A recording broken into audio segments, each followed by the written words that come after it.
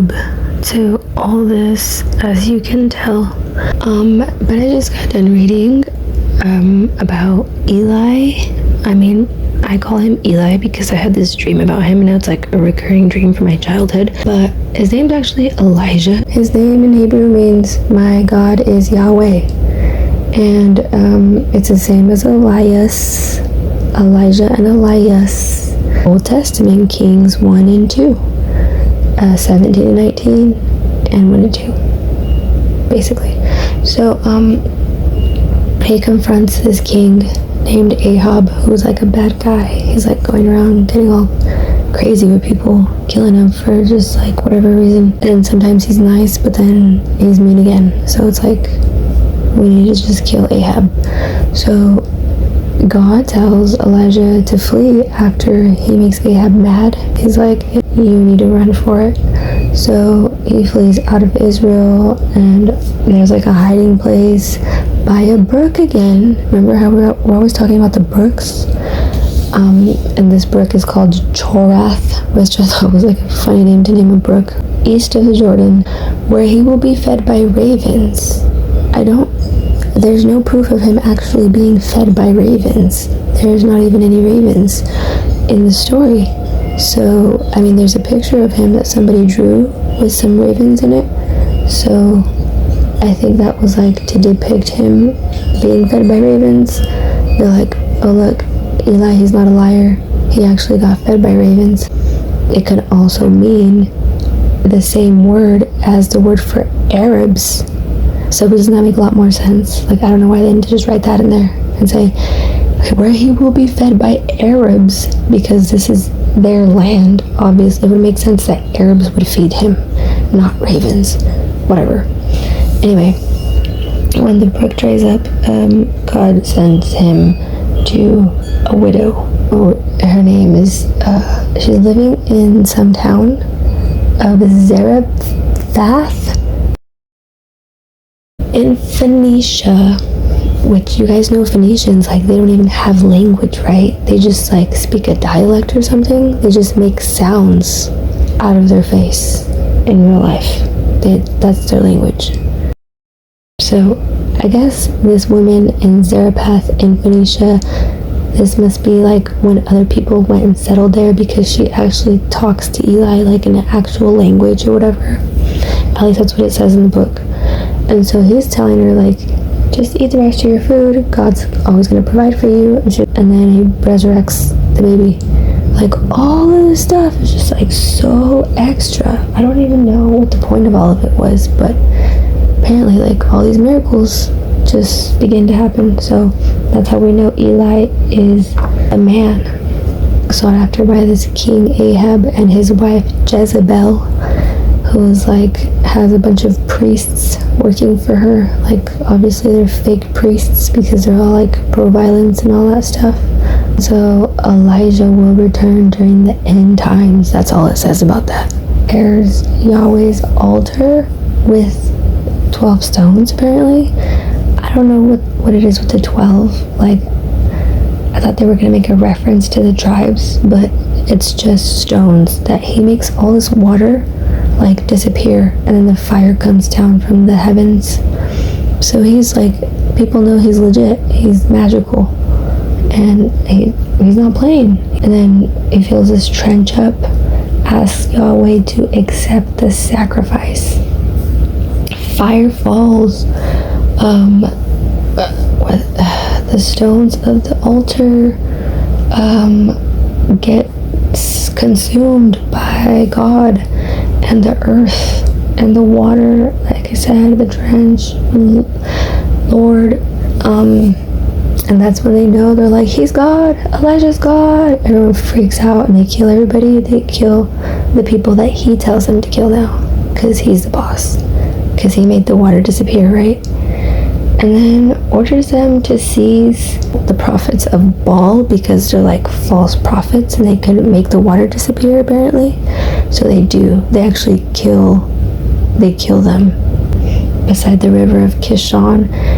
That's messed up. And then it starts raining after there was like a huge drought, so it's like all miraculous and stuff, and then signals the end of the famine. Again, it's like reiterating this is the time of Joseph because the famine, right? And then the people that they were like after were like the same people that were after. It almost seems like Elijah is one of their family, or he like ends up being really close to them, because Eliezer, the other one, Elisheba, seems like the same person. Anyway, so it reiterates that in Elijah's story over and over in all the different Bibles. It's like, oh, it's probably the same person, it's this other same prophet, and it's also like names that aren't even like Samson, like they're not even related, but people are like that they meant Elijah. That prompted me, I had to get all this information about Elijah. I don't understand why they had to kill the so-called prophets of Baal instead of putting them in jail or something. I know what they did was messed up, but like, yeah, he flees from Jezebel 40 days and nights, so it's like 80 days, because there's 40 of them and then there's 40 nights, right? So it's actually just 40, but if you're counting in twos then it's 80. I don't know why they worded it like that. I think they meant to do like military hours, but it was like a prophet. He was more like a shaman, like he was like on Mount Horeb like Moses was. And again, I don't know why they named it like that. It's the place where Moses received the 10 Commandments from God. I was gonna say Jesus, but and let me see this from Wikipedia. I'm quoting, Elijah is the only person described in the Bible as returning to Horeb after Moses and his generation had left Horeb several centuries before. Interesting. So I started to think Horeb is just like a magical place that I don't know if it's on a map, but I haven't seen it, and also it might just be like Narnia.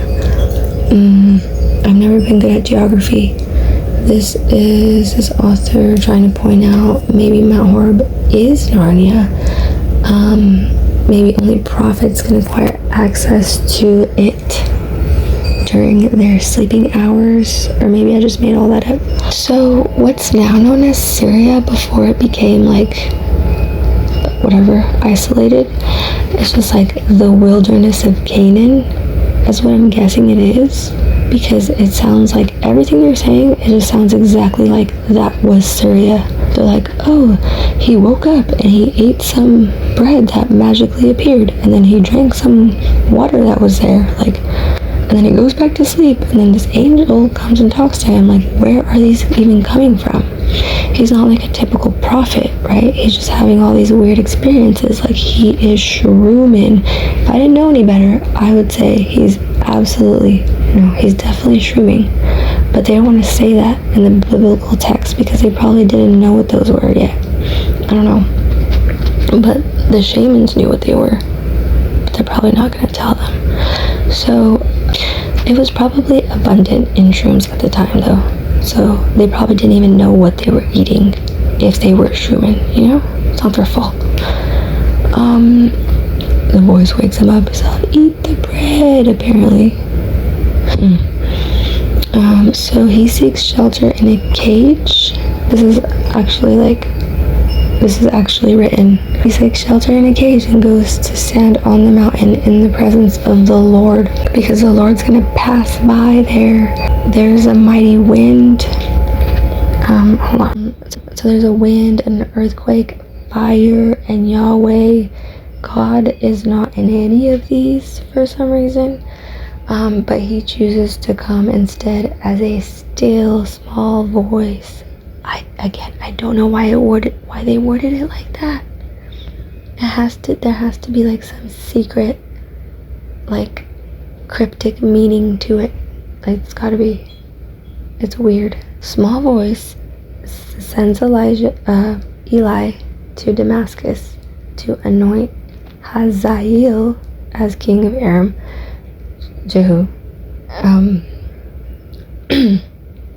as king of Israel, and Elisha as the old prophet's successor. And Eli is so obedient during all this.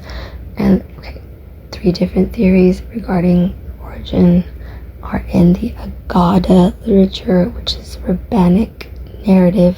That's what Agada means. It's like the rabbis. That's all. This is what they thought happened. He belonged to the tribe of Gad, G-A-D, or he was a Benjamite from Jerusalem. Because a lot of people were like fleeing from people apparently at this time when Herod was like crazy, killing all the babies. But if he was a Benjamite from Jerusalem, could be identical with the Elijah mentioned in 1 Chronicles 8:27. And he was a priest.